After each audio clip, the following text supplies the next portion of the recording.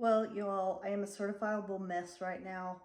Um, I've fallen off the face of the earth, and it's going to be a little while before I land back on Earth. Just real quick, let me tell you, I got a new job, and it's taking a lot of training.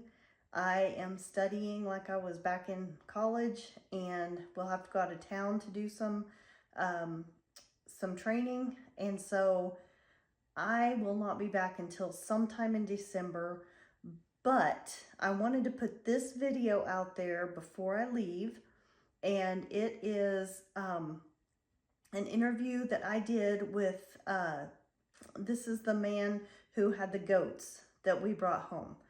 And he has a very interesting hobby, and I would ask you to please watch this video, and I'm going to give you information at the end in case you are interested in what he has. Well, that's 3-string, and that one's tuned to an open G chord. G, D, high G. And that's a handmade pickup made by a fellow. He calls his business Fear No Beard. And he makes these handmade pickups, so I bought some to try them out. They're really neat. And these are dominoes. Yeah. I wanted something different to, make a bridge out of. Neat.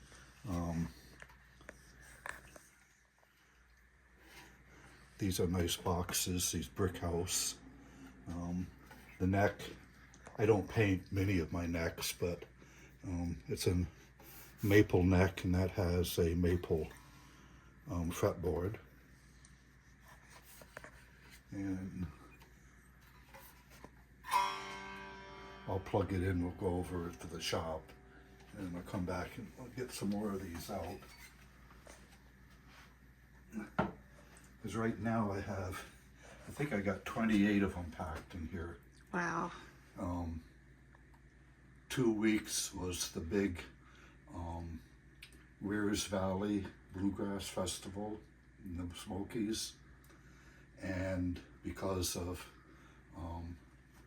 Hurricane Helene, we got rain and wind up there that weekend, and we usually go over Thursday and set up, and just be that Wednesday night we were just finishing packing up when we got a call saying they'd cancel the show.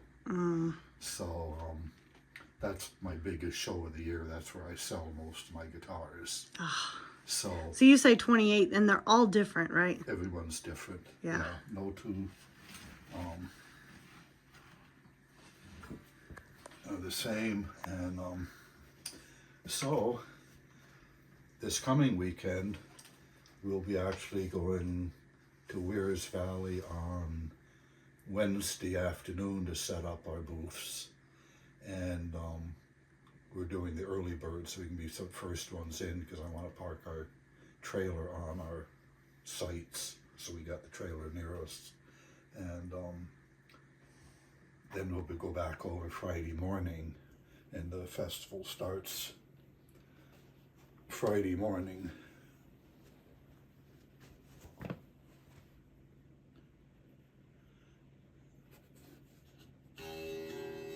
And your boxes, where do you get all your boxes from? I go to smoke shops, cigar shops. A lot of these places, they just pile them up and you can go in. And when I started out, I could go in and buy a box like this for $1 or $2. Now, 6 years later or so, they're running $4 or $5, $6 a box. They're catching on. People are buying the boxes. And so this is a stained neck. And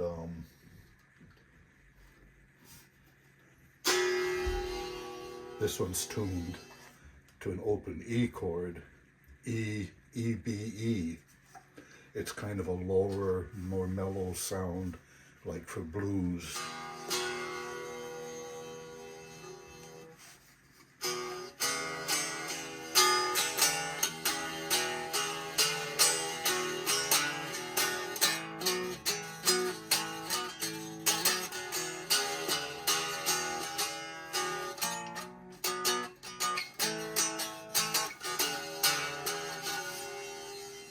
playing with fingernails doesn't work too well. I'll plug one That in is awesome. in a minute here.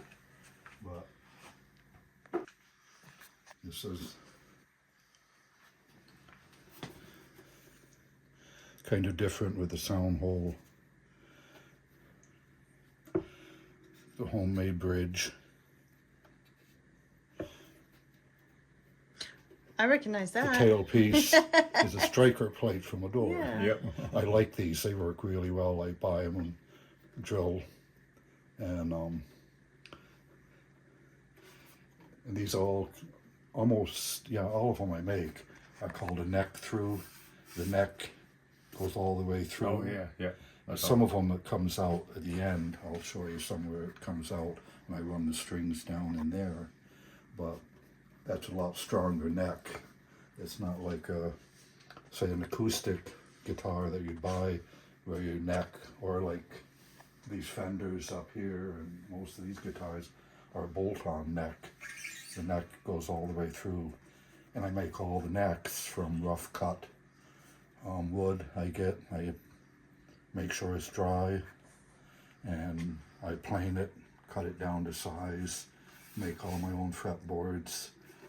I do all my own fretting, put the frets in and finish them.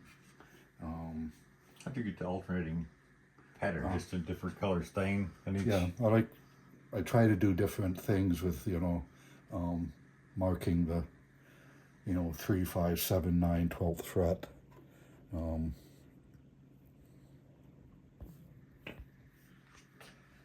Pretty neat.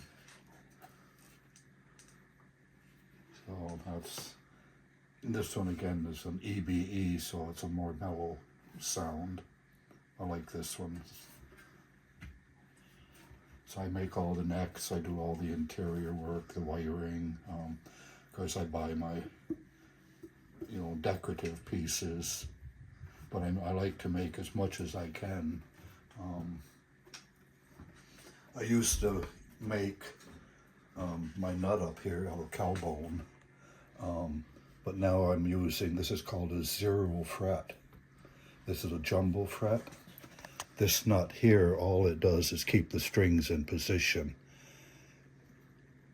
That 0 fret, that's acting as a nut. That's where the strings touch. And so that's a jumbo, and then the frets are medium, so it sets up the action so the strings are nice and close to the fretboard. Yeah, without a truss rod or something, you can't. No, You don't have a way of adjusting yeah. it. In cigar box guitars, like 3 or 4 string ones, you don't need a, stress rod, or because you don't have the tension with just 3 strings like you do a 6 string. Yeah. 6 strings Yeah. got more tension, and that's, you need the rod. 3 strings, 4 strings. A few builders might put them in, but I've never heard of anybody having any problem without them. So that's another one.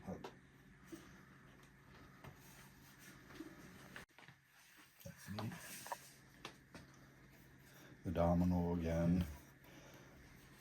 The striker plate. The honeycomb. What was it you actually used for the actual That's a bridge? piece of fret wire. I take the Oh, a thick piece of it. yeah, I take and cut a Oh, okay. Same time you. Yeah. Okay. yeah, cut a groove in there so the tang on the back of the fret wire will fit down in the groove. I glue it in, and all the fret wires are glued in. I think most builders nowadays do glue them in. When I first started, I learned you can just set them in with pressure and they'd be fine. But every once in a while I'd have one that would loosen up. So I started gluing them in, but I'll show the saw that I cut these fret lines. I have a special blade. It's 23 hundredths of an inch in kerf. So it's Yeah. very thin because the wire on the back of the fret wire, the tang, very, very thin. So I I use bet that's tricky though too, because whenever you actually go to lay the fret in there, I know like doing woodworking that at least a little bit of glue you get on something like that, it gets in that grain and runs where you don't want it to Yeah. go, and then yeah. I put the glue on. I have a little dispenser that has a little tiny tip on it, very, very small tip, and you can run it right down in there. And okay. I use what's called a number 2, a medium density glue. I used to use a number 1, which is like water, and it runs so that It's like a super glue. yeah. It's so I use a little heavier glue that doesn't spread so quickly, so I can lay it in, and then I usually do like 3 at a time, glue them, and then tap them in, and make sure you got to make sure they're all exactly the same level. Or Yeah, well, yeah. if you get one that's high, you're going to get a buzz when you get near that fret. You don't get your note if one back here is higher than what you're trying to. But when you play it, there's that buzz coming from, you know. So I have a piece of metal that when you get 3 on there, you put it on, and if it rocks a little bit, you know the one in the middle is high. So you tap it, and usually you can tap it down a little bit more. Then you put the next one, and you put that piece of metal over those 3, and if it's nice and level, you won't see any rocking. You do that as you put everyone on. And then, so out of this batch here, have really come out with, I think I only had 1 or 2 that I had to go back in and reset a fret that was buzzing. I bet you've learned a lot over as many guitars as you've made since you started doing this.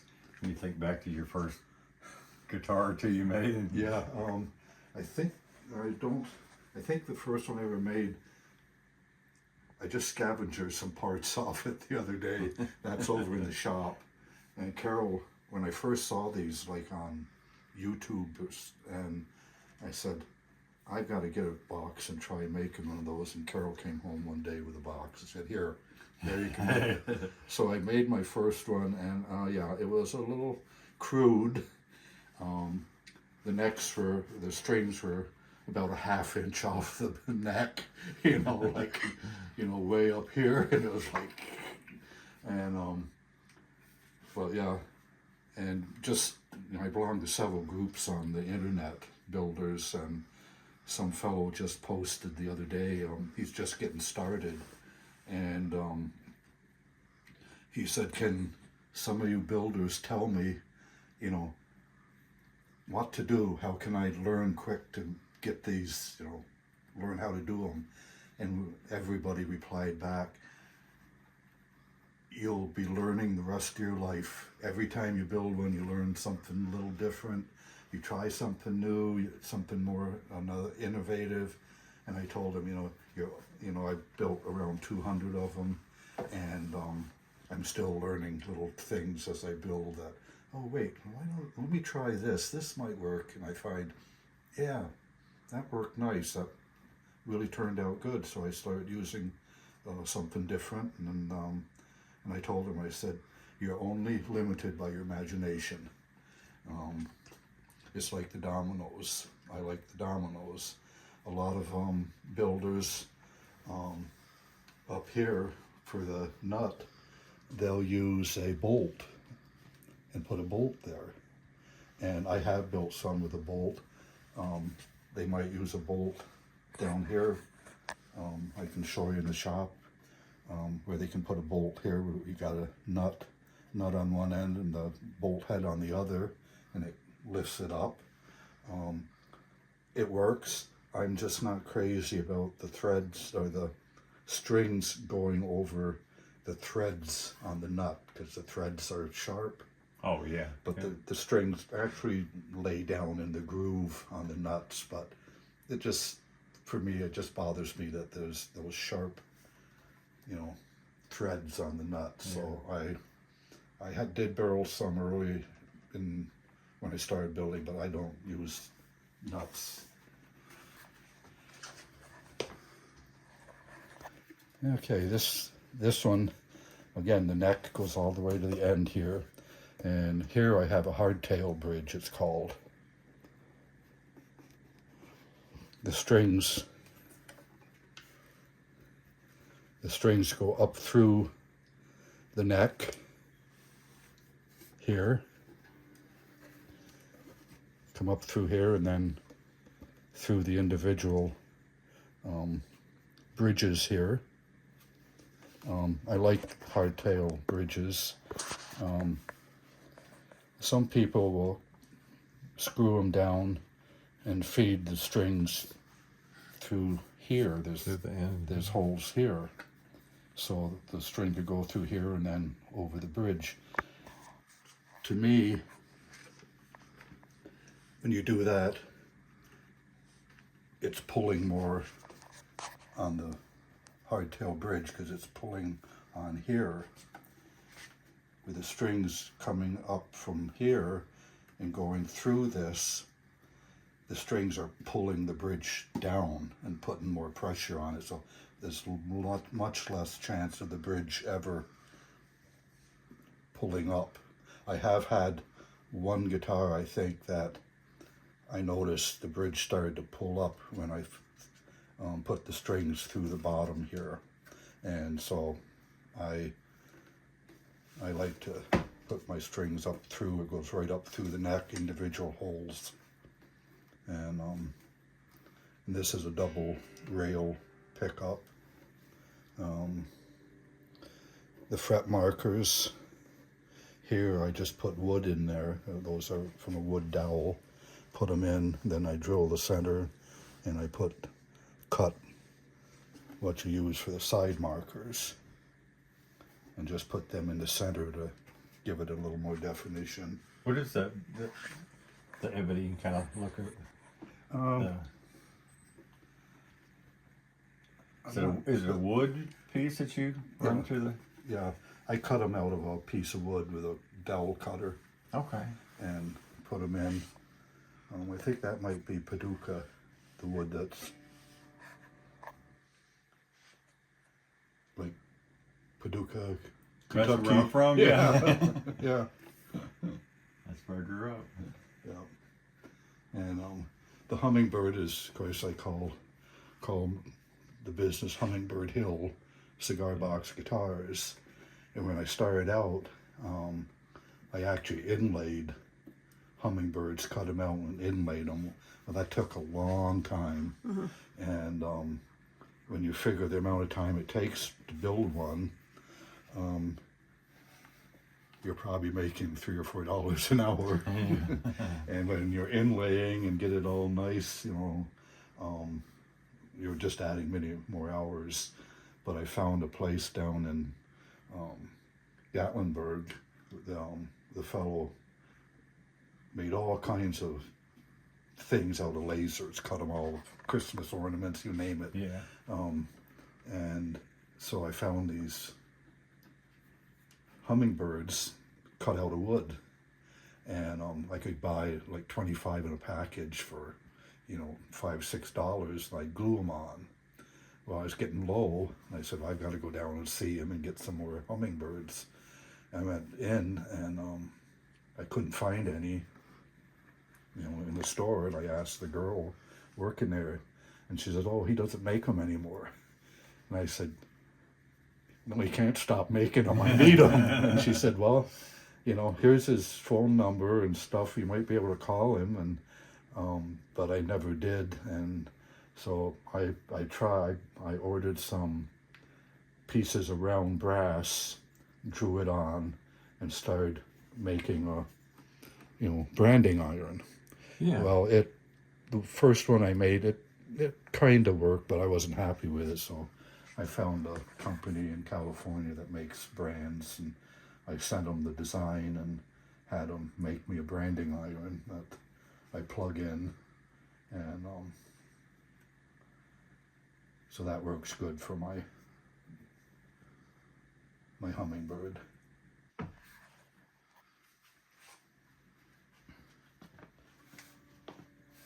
That's pretty.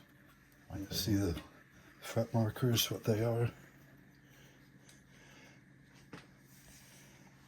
22 caliber. Okay, Shells. I see it now. Yeah. The funny thing, I wanted to use the 22, bullets, the end of them.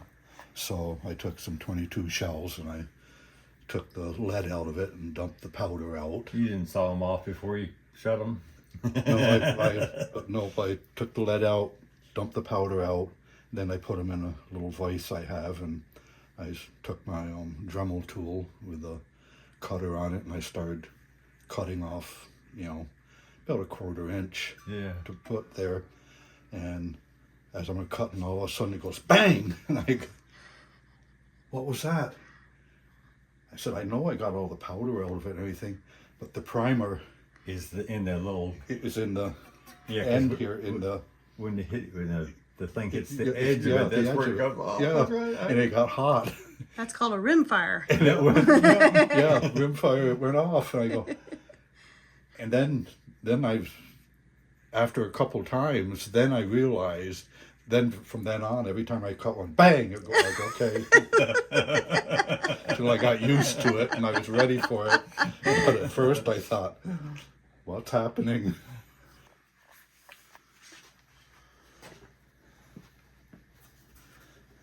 This box is 2-piece top. You can see the finger thing where you could lift it to open it.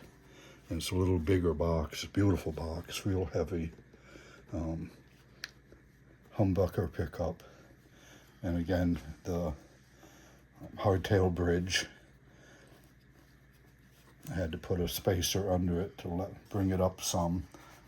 That's neat. That gives you a lot more adjustment on fine tuning stuff, then, don't you? So, and then that's just a drawer pull. I use drawer pulls on them. I got others with all different kinds of drawer pulls, just as something different. That's a nice piece of wood. It's pretty. Was that probably just oak? Yeah. Thanks to the open grain. Yeah.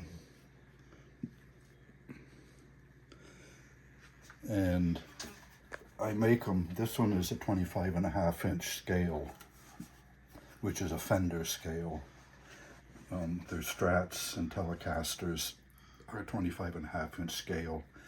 But I make them 25.5, and I make them 24 and 23-inch. I don't have a big hand. 25.5-inch scale for me to stretch, on some. Where did you find your guidelines to start, like to get an idea how to get your scales right? I ordered from a company that makes parts for these guitars. You can buy the scaled on a piece of paper. Okay. I took and I made my scales directly from like a Fender guitar. Oh, okay. And then I transferred it onto, I cut a sliver of a piece off a 2x4 and put it on the 2x4. So I could just take that 2x4 and lay it on and go and mark. Okay, wow. I didn't, for some reason, I'm just looking at the body here and I'm thinking that it's a whole lot shorter than. No, it's the same as, that's the same scale as Then yeah. those Fenders. But I like a 24-inch scale or even a 23-inch because the frets are a little closer together, so I can reach notes I couldn't reach on this. Yeah. Of course, your scale on the guitar is determined from the bridge, or from the nut, which we hear now is the 0 fret. Yeah. From here to this point where they cross the bridge, that needs to be exactly 25.5 inches. And your 12th fret right here is exactly half that distance. Yeah. So when you're tuning, when you're going and you're going,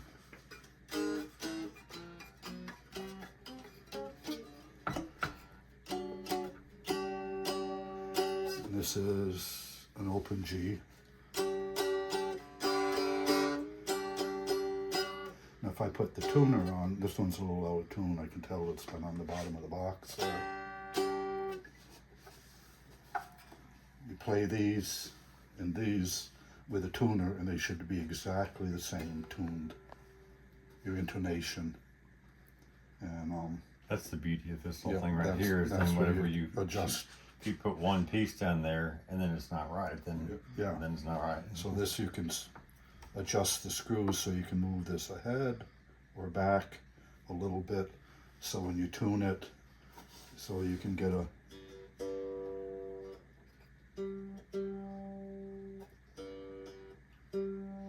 so that should be low G and that should be high G, and it should be perfect in tune. It's never 100% perfect because every time you press the string down, you're changing that. you're changing the length of the string a little bit. But I find when I get done and do all my work and I put a tuner on, I can go right up the neck, right up here, and the tuner will say it's right on. But it would take somebody with a lot better ear than me to Well, that's something that even the finest guitars in the world made. Yeah. When it comes to you like that, that's one of the first things you ever do is start Yep. get that set up to where that feels right and playing right. Yeah. Get that intonation, and then to get your action, to get your strings close enough to the fretboards so you can finger it faster. So you can raise and lower the bridge. There's little tiny hex screws here. You can turn and lower the bridge, bring it up to set your action. Of course, as soon as you either raise it or lower it, you're changing the tuning. Yeah. Then you go back and you tune it again. Back and forth, back and then you set it again, and then you tune it again, and it's back and forth till you get just what you want. So it's a lot of work, but I love doing it. It's like I said, no two are the same. They're all different.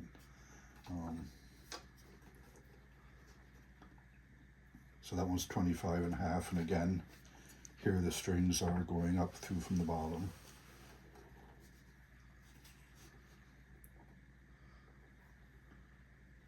I'll take you over to the shop. Oops. The planer, there's sanders, there's tools all down the other side there that are covered up. Jointer. This saw here, this is what I use to cut my frets now.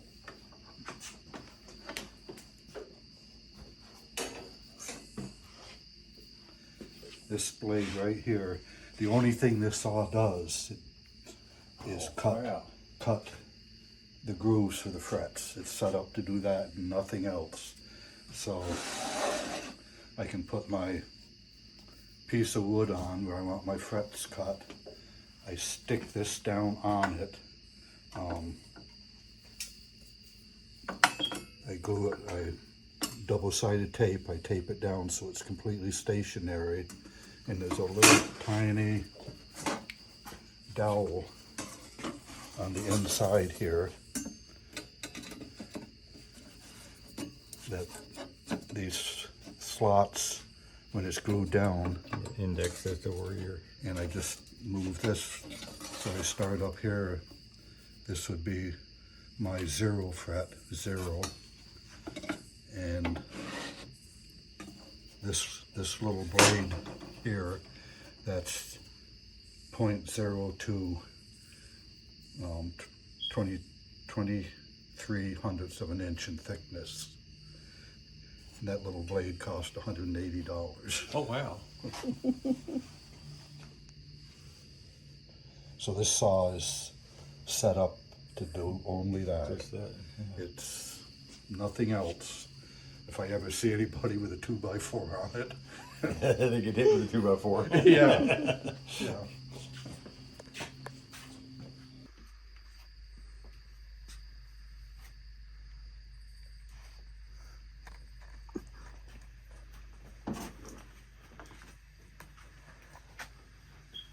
And here's, Pretty colors.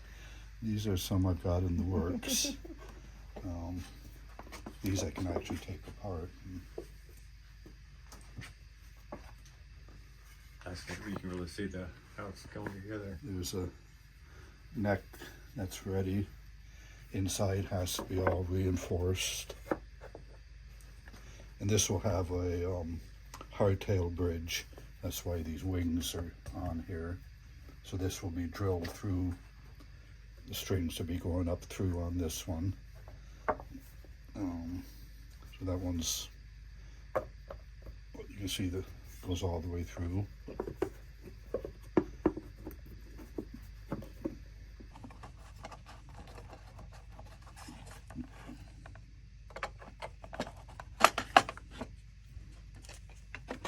Again,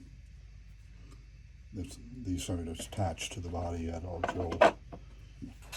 drill up through the bottom to attach those to the bottom of the box. And this will have a hardtail bridge here, pick up in here, like that. The little boxes up there are all, there are bridges, there's hardtail bridges, there's jack plates, there's pickups, it's all kinds of parts. All kinds of. You got them here, over here. You can never have enough clamps.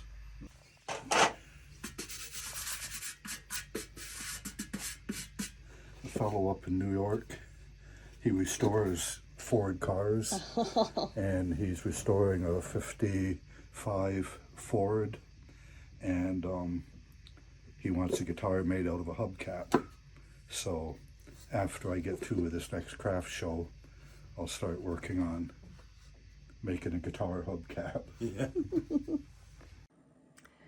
Okay, so there's the information, and if you think that's pretty cool and you need to buy someone a Christmas gift this year that is unique, then I would suggest contacting Neil. Here is his contact information, and he will be happy to either sell you one that he already has, or I'm sure he would take requests, and might take him a little while to get that done, but you can at least contact him and ask him.